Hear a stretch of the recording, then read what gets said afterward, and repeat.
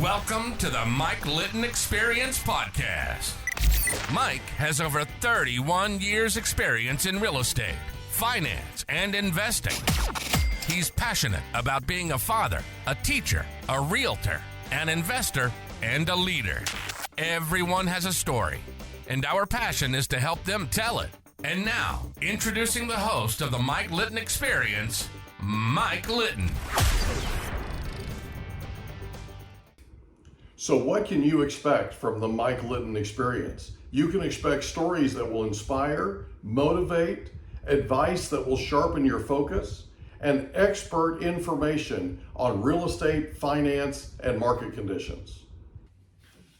Carlie Scharing. Good morning. Thank you so much for being. That is how you pronounce your last name, right? Yeah, okay, Mike Sharing is Caring. I'm so glad. It was a guess, and I wanted to make sure. So. Yeah. I am so glad that we had an opportunity to get together. Thank you for joining us for the Mike Litton Experience. Yeah, absolutely. Happy to be here. So like we talked about, our passion, so we believe that everybody has a story. Mm-hmm. And our passion is to help them tell it. And one of the things that we know is from experience is we're gonna have you tell your life story today. Mm-hmm. And we know that from that, people are going to hear things about your life that they're going to connect with. Yeah. Okay? Yeah. And it's going to inspire and motivate them to do things that they've been putting off, quite honestly. Yeah. Okay? Yeah. And we're all about inspiring and we're all about motivating. So I'm super excited that you're here. Thank you so much. So like we talked about before, what we're going to do is we're going to talk about your life story. So we're going to start with where you were born. Okay. So where were you born? I was born and raised here in San Diego. Really? So you're a native? Mm-hmm. I love it. Yep, a unicorn. I'm never leaving. So where in San Diego?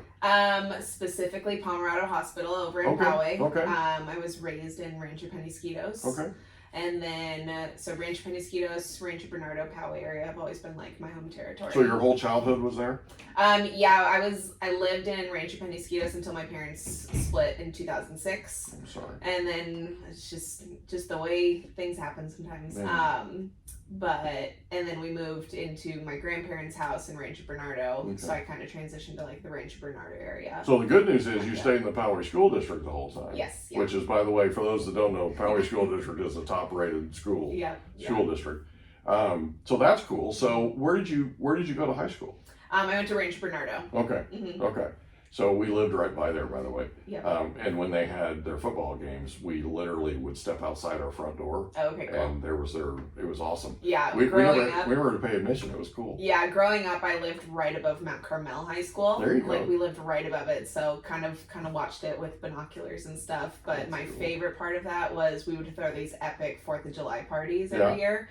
And so we just have all of our friends, family friends, and neighbors over, and then we got front row seats to watch the fireworks. That's so cool. That's like one of my most favorite memories. From the comfort of your home. Yeah, exactly. That's like awesome. all of us kids would be running around playing, and we were right backed up to Black Mountain.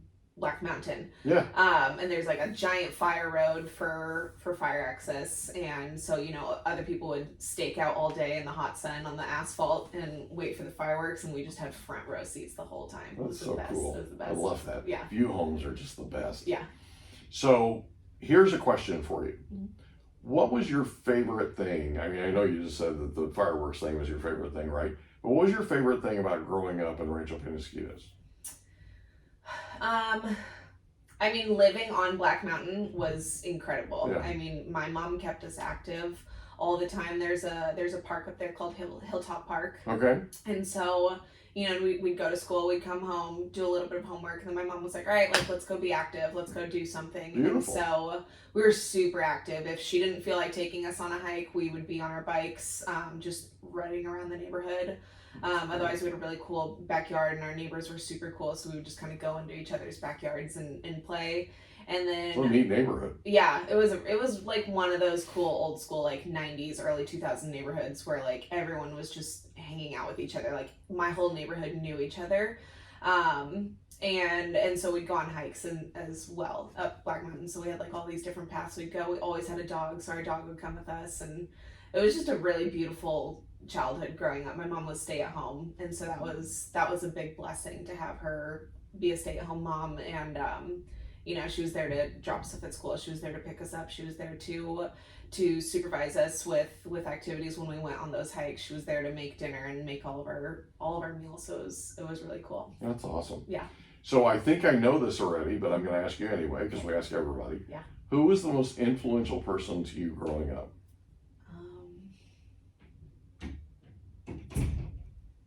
You know, it's kind of like a culmination of people. Okay. And it's something I probably don't recognize or like didn't recognize as a kid. I recognized it more now as an adult. Okay. And it's kind of a mosh pot of people. Like Okay. my mom was great. My dad had his different things that he imparted on me. I had a lot of great school teachers, just as you were saying. We had good we're in a really good school district, so I have a lot of memorable teachers who taught me different things.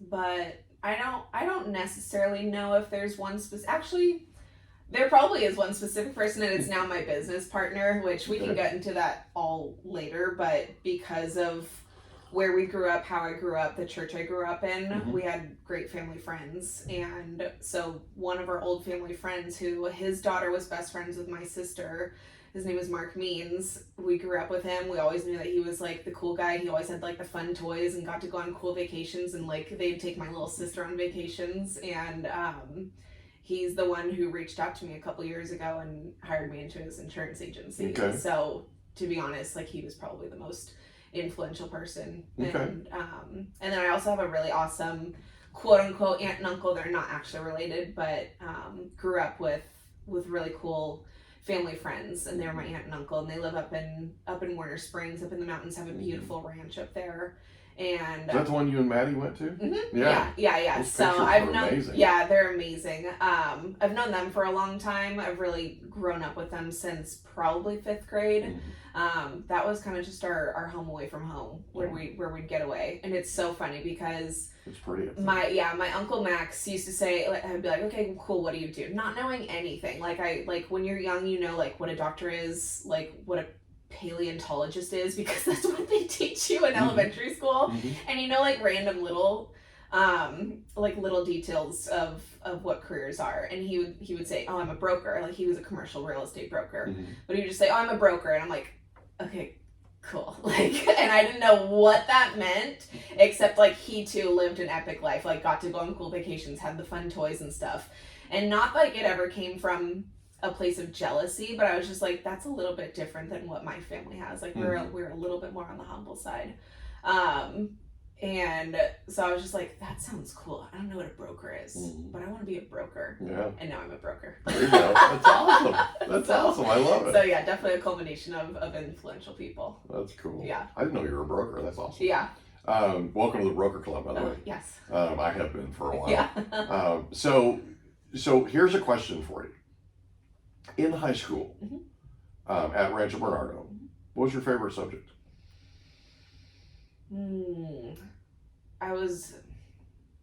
I liked just being a student. There was like a class here and there where I really liked and really excelled, and then there was other classes where I was just like, all right, cool, like I can just get through this. I was very advanced in Spanish. I grew up with Spanish speaking in my home because my family lived in Colombia for a few years when they were younger. You had a fair advantage. Yeah. So there was some Spanish speaking, and I was also really involved in mission trips with my church growing up. So we went down to TJ a lot, and so Spanish was kind of just in my world. So I was advanced in Spanish. It was the only AP class I took and really nailed it, which I was proud of. World history and US history was always fun just because it made sense. Like it just clicked. Like I have like a photographic memory, and so I was able to like read through study guides and the textbooks and be like, okay, cool, like I know the answer. So I liked being a student in the sense that like I knew the answer to every question when the teacher would do random like quizzing around the class. I didn't know that about you. Yeah. And then I loved chemistry. I thought chemistry was fascinating. Did not do well in it in college, but I really loved chemistry in high school. So I thought that was really cool. And then I loved AP government. I didn't do very well, but I loved my teacher. My teacher for that class was my lacrosse coach. Okay. And so he was just, can I cuss? He was a badass. Like, he was cool dude. Actually, that's my name for you. I know, it is, yeah. But yeah, he was just a cool guy, like, loved the Lord. He was, like, you could just tell, like, we thought on the same page, and he was just a great guy. So I loved that class. I didn't necessarily do very well, but still got my B's, still got my A's and B's. But yeah, so it's kind of, again, it's a culmination of classes that I really liked. Cool. Yeah. So you graduate Rancho Bernardo High School, then what? I went to San Diego State University. Okay. Yep. I did too. Yep. Yeah. Awesome. Go Aztecs. Go Aztecs. So it was really funny. By the time I got to my senior year of high school, I was having some difficulties with my parents, specifically my mom, and I was kind of just like, get me to a school that gets me far away from her. So, and my parents never really encouraged college.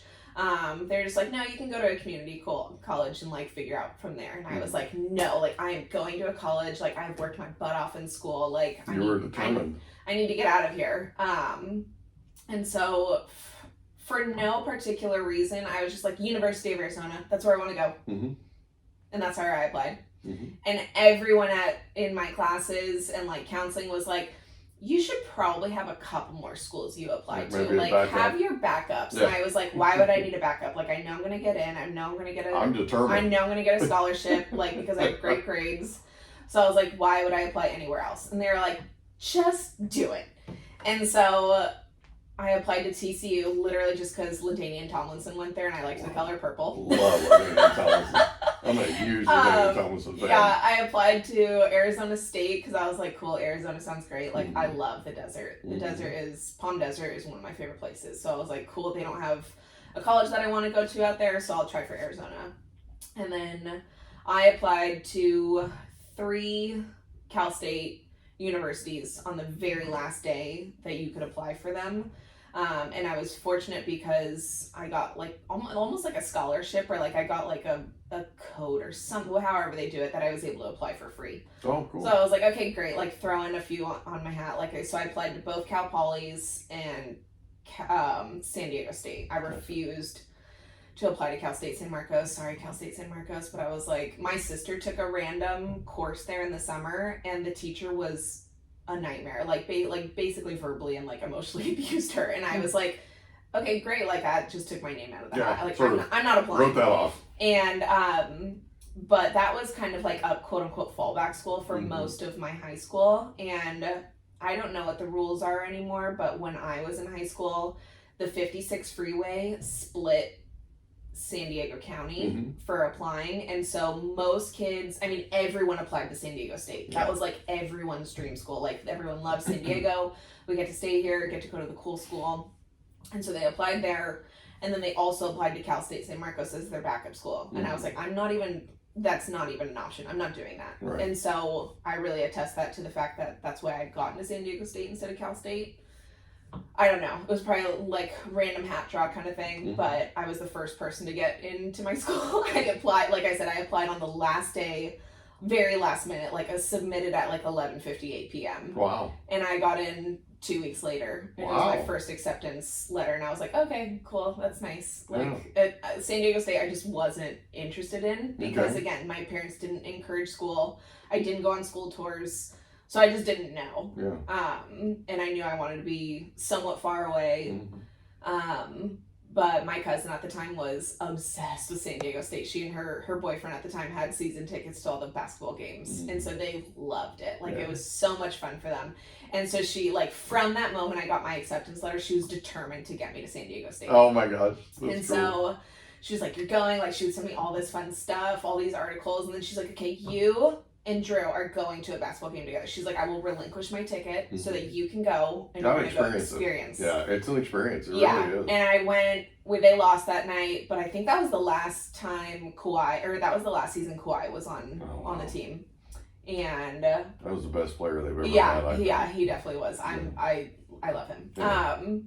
And so I went to a basketball game. Again, I have never experienced another basketball game. I'm sure the atmosphere is very similar at most schools, but I went and I was like, this is my school. This is where I need to go. Like, it was such a great experience. Yeah. And so I accepted. I chose San Diego State, and so I was there for all 4 years. That's where I got my undergrad degree. So that's cool. So yeah, it was funny because University of Arizona was the very last place to accept me. Oh, really? And they gave me like $5,000 in scholarships a year, and I was like, cool. Did not do it because I would have been out of state, so it's out of state tuition. Right. I would have paid for like one book a year. Yeah.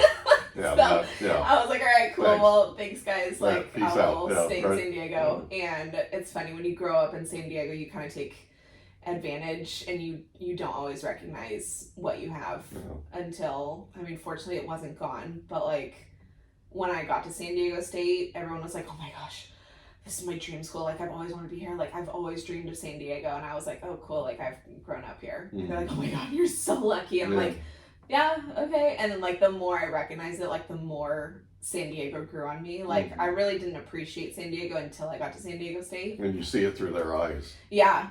And it's funny because some people like had this like Barbie vision that like it was gonna be like Malibu or like Hawaii or like tropical, and I'm like, no, it's not. Like we're a little on the chillier side, I would say. Like we have the actual Pacific Ocean instead of like Hawaii waves. But like we still got palm trees, we're still cool, we still surf, like it's a great place. So yeah, it was kind of a culmination again of like people who were obsessed with San Diego and then people who like built up San Diego too much and then were super disappointed. And I was like, well, that's your own opinion, but like San Diego's pretty epic. Yeah, exactly. Yeah. So, question for you. What was your favorite subject in college? Anatomy. Hands down. Okay. That was the coolest. Why? That was the coolest freaking subject I've ever learned. Like I think that should be a general education course, like high school or undergrad. That should be a GE class because why was it your favorite? You learn about the body. Okay. You learn about the human body, like from every single system, from like the cells, the muscles, the skeletal muscle, the skeletal, the respiratory. You learn all those different things, and it's a lot of information. I mean, just like stacks of note cards so that you can understand terminology.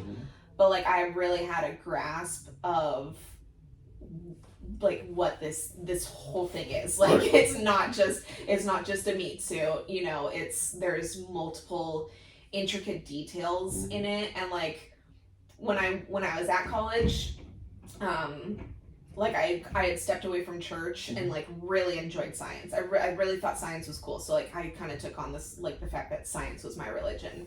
And now looking back, I'm like, dude, God is so in the details of our bodies. Like it's like overwhelming. It's so cool. But like cadavers, like I didn't get to touch cadavers, but I got to examine them, and that was fascinating to me. Like seeing a dead body, seeing someone donate their body to science, and then I mean it's not as though they're like in jeans and a t-shirt still. Like it's a full naked body, and you see them, they're like cut open in certain places. You see a male and a female, and you just see like the different parts and pieces of a body. And I thought that was fascinating. I like didn't want anatomy to end. That was probably the one class where they're like, oh, we have extra study hours like on this day, and I'm like, I'm there. Like even post party night, like not feeling too hot, I was like, I'm going to study hours. Even hungover? Oh yeah. Even hungover, I was like, great, like puke and rally. Like get to anatomy because it was so fascinating to me. There was just so much to learn. Gotcha. But yeah. So when you graduated, what was your degree in? I got my degree in kinesiology with an emphasis as a fitness specialist. Okay, cool. And obviously I don't do anything with that anymore, but it's a science degree, so it's a little higher. So, but you got it. I did, right? Yeah. And I would consider you an expert in kinesiology. Thank you. Yeah, I do. You certainly know more than I do. It's kind of like a passion project now. Like I using it in the gym, you know, I still reach out to my friends who are personal trainers who are still more knowledgeable than me and like keep up the research. But I do have a good foundation of like what's going on with my body, and like there's occasional times where I get to help people with theirs, just for the knowledge that I accumulated, which is cool. Gotcha. Yeah. So you graduate with kinesiology, degree in kinesiology. Where do you go there? That was the thing. That's kind of the frustrating part of getting a degree in kinesiology is you're like, great, like I just did 4 years. I've got the books, I've got the knowledge, I know everything. Come on, like, baby. I want to be like a fitness trainer. And they're like, great, do you have a certificate? And I'm like, No. What's that? Yeah. You need a certificate in order to be like a personal trainer, a group fitness trainer. And I was like, no, I don't think you understand. Like, I just spent 4 years of education. I probably know more than someone who read a textbook and took one textbook and took a test. Right. Like, I've taken courses, I've taken years. Like, I've dedicated my life. And that was... Wow. And like, to be honest, that's where I kind of realized college is a little bit of a dirty game. Like, Yeah, college, it is kind of. I mean, It's a big business. There's other words I could say, but it's a big business. Well, yeah. it's, it's not for everybody. No. Okay. It's for a lot of people, and there are a lot of people that we interview and that I've met over the years that absolutely would not take back a second or a dime of what they invested in college. Yeah. But college is about teaching you how to be an employee. Yeah. It's what they do.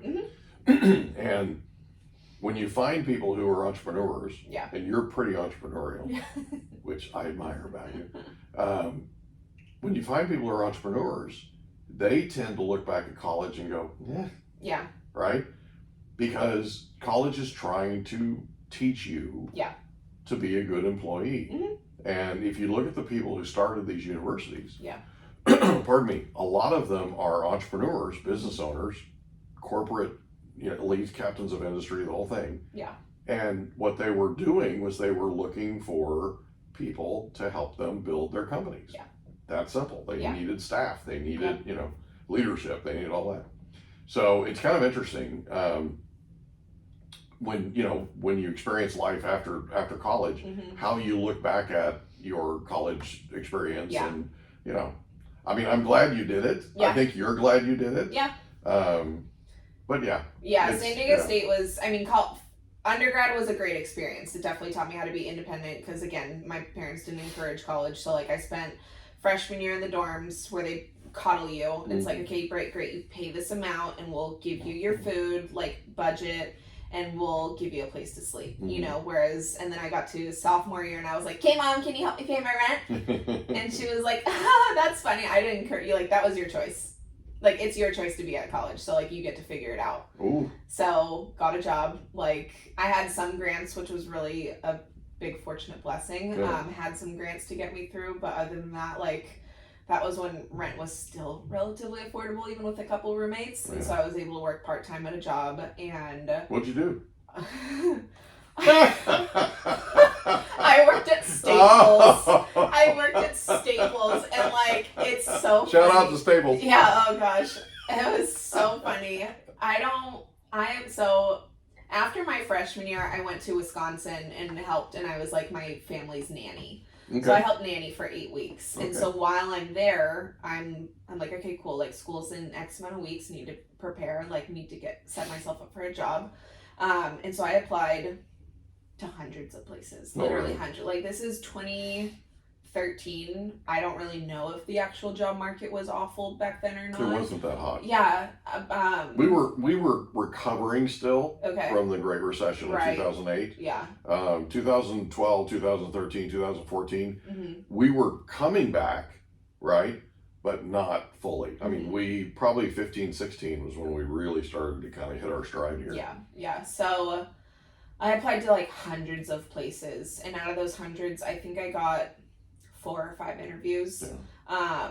Mostly food service, just because that's what I had done in high school. Right. So I applied to all of these places. I had an audition at Hot Dog on a Stick. Literally, like, I don't know how they made it legal. I signed like one waiver, and then they put me on the line and was like, okay, start doing things. And I was like, okay, like, no one's taught me anything. So I'm the kind of person where I don't necessarily do things right away. I will sit and learn. They're like, hey, no, I need you doing this. I'm like, how am I supposed to know? Like, I mean, I've gone to Hot Dog on a Stick all my life, but how was I supposed to know, like, how to use your register?